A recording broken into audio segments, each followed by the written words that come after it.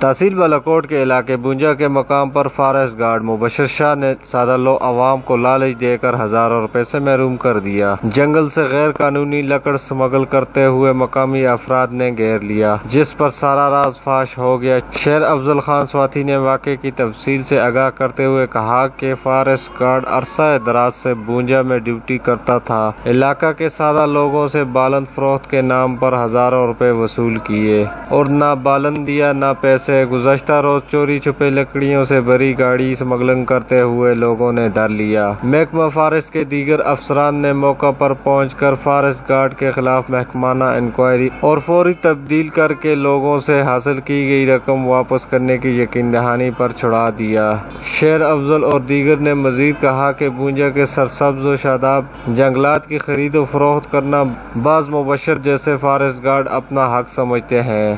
انہوں نے chief conservator SDFO Balakot سے مطالبہ کیا کہ ایسے کرپٹ افراد کو محکمے سے فارغ کیا جائے۔ کیمرہ ٹیم کے ساتھ گلفراز افضل، DMM نیوز، بالاکوٹ۔